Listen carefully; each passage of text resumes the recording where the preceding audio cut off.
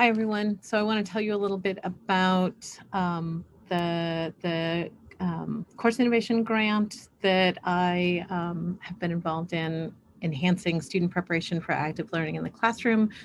This is a long, complicated, I don't know, it's many grants actually. So the first one by myself and former postdoc Victoria Konova, and then several um, I can't remember what John called them, several extensions to expand the work to the intro bio classroom. So Chris Gillen, Harry Yatagaki, Beth Schultz, Wade Powell, Ariana Smith, Drew Kirchhoff, Toshi Tsunakagi.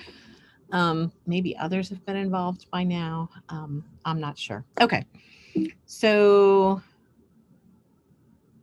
motivation. So active learning, as you know, active learning approaches are positively associated with student success. And these active learning approaches seem to have an outsized impact on minoritized groups in STEM. So students from all kinds of students will benefit from these. But active learning approaches depend on student preparation for class sessions. And I had been using active learning approaches in my genetic analysis class for many years and found them to be really largely positive. But several years ago, I had begun to observe a decline in the effectiveness of class sessions. Students were solving fewer challenging problems in class. We had less time to do that, and they were struggling longer with easier problems. And the metrics, the course evaluation questions that I had been asking them were suggesting that the decline might be due to decreased preparation for class.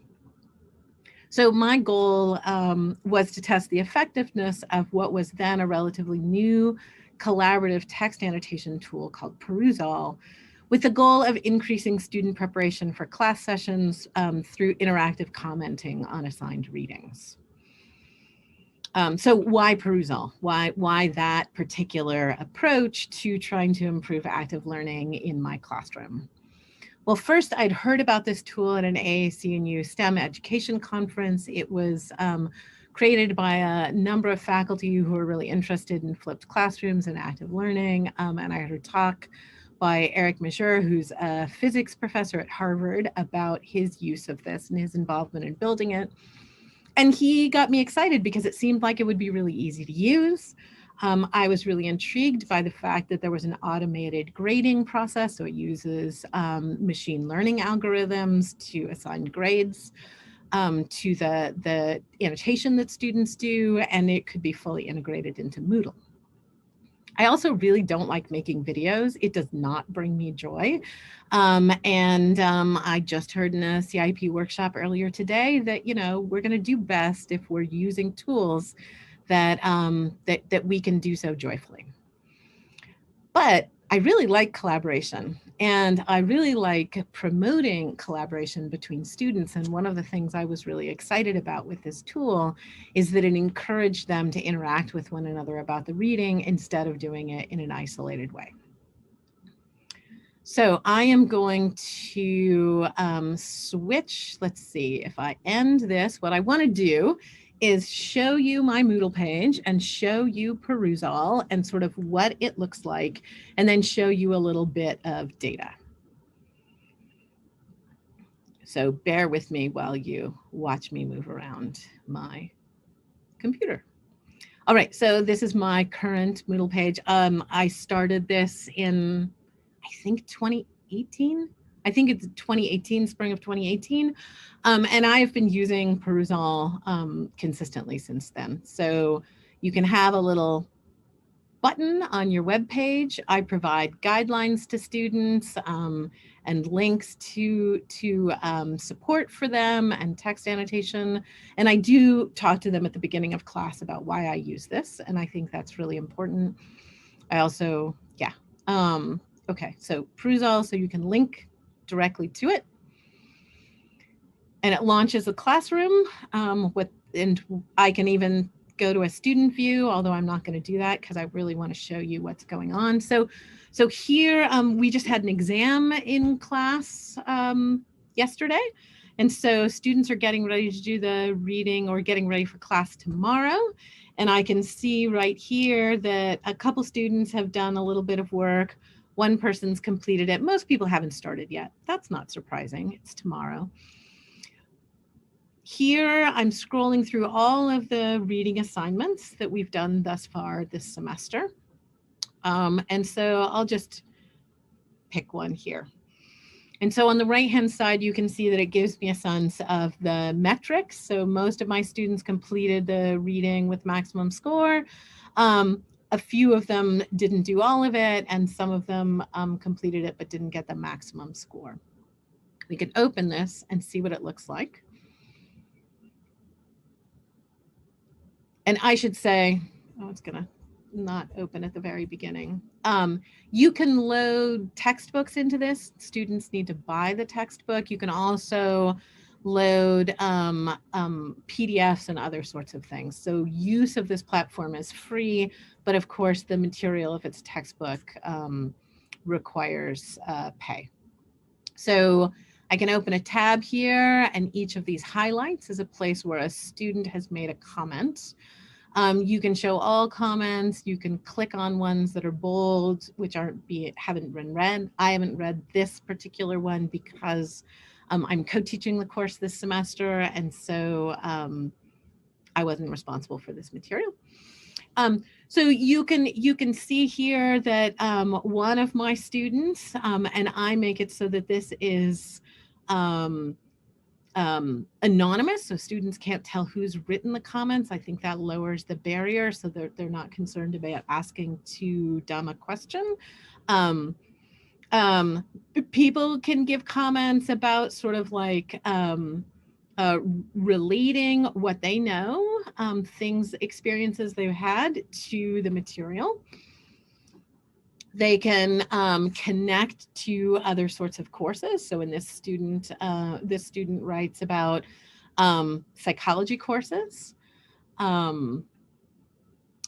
Students can upvote one another's comments. So this has been upvoted by a number of people. I want to show you, they can ask questions. So the ones that have been upvoted get green things. The ones that are questions here get orange. So a person here asked a question, and that oftentimes will lead to a discussion. So a couple different classmates responded to their questions. So I typically will before class browse through these. I tend to focus particularly on ones like this, where there's not only a question, but it's actually been upvoted. So several students have this same kind of question. And that's really helpful because it allows me to plan my class, and I'll show you that in just a minute. But over on this left-hand side, there's a grade book. So all of their interactions are graded. Each one of their comments gets a score of 1, 2, or 3. And then you can adjust the sorts of settings, but the maximum score here is 5. And you can see that lots of students get 5s most of the time. Not all of them, but most of them most of the time. The scoring system can be adjusted to account for time that they spend looking at material. So that's in settings. So you can go to scoring, and it gives you, time that the score you want, the amount of time they spend reading, opening, giving comments, upvoting, and so on and so forth. I'm not really interested in them getting low scores. I want them to feel motivated to do the reading and to interact ahead of time before class. Yeah, I don't know. If this is exciting, we can look at it more. You can also look at the Perusall website. So I just want to show you back to my PowerPoint. So one of the things I do that I think has been really effective is that I use those comments to decide what to spend time on in class. And I can also amplify their questions by bringing them. So I oftentimes will quote them. Typically, the kinds of questions they're asking are things that I might have already anticipated. And so that reassures me that my current class lesson is in fact headed in the direction they need. But also frequently there will be something that comes up that I hadn't expected, and so I can adjust class to really meet the needs of students. And then I can highlight the questions so they feel heard and they know that their questions are good.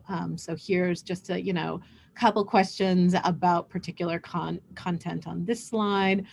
And here's another slide where students had questions and I even like highlighted some things and said, yes, in bold, right? It's subject to small amounts of mutation. So I oftentimes will do that to highlight that I'm actually paying attention to what they're writing. And clearly there's another one. Okay, so first thing, best thing, why I'm still using it is in fact students complete the reading with this. So here's some data from my pre-perusal number of students who usually completed or almost always completed the readings. And this was a small sample size in 2018, but they almost always completed the readings. And that has held true throughout the semesters. And I'll show you some other data on this. The other thing we noticed, again, small sample size, so I don't know really that it's believable, but it seems like there might be a bump in grades, and I've not gone back to reassess this data. Given that I really enjoyed this first experience and I felt like it was valuable, I actually first decided to use it in my own intro bio class. And I found that whereas, not that many students were doing the reading all the time and lots of them were doing it, some of the time, and some of them were doing it almost none of the time. And I also like to use active learning there. I did that, and you can see there's a huge increase in the number of students who do the reading all the time. My colleagues who were teaching other intro bio sections decided to join in. And so this is just that same data showing in my section this was the case. And you can see the same kind of bump in Bio 115 and the same kind of bump in Bio 116 courses taught by others. So this is not about me, this is about the tool. And the other thing is that students get better at using this over time. So we saw that their score in the spring, having started using Pruzal in their first semester, their scores got better. And I've noticed over the years that students like the tool more because they've been using it, not just in intro bio, but also in many other sort of upper level courses. So thanks to the many colleagues who I've worked with on this. I encourage you, if this looks interesting to you, to check it out at perusal.com. They have tons of evidence. They've published lots of stuff about this since 2018. There are people at thousands of institutions that use it. They're doing a conference on it later this spring. So there's tons of ways that you can learn about Perusal from other sources. I hope this was helpful.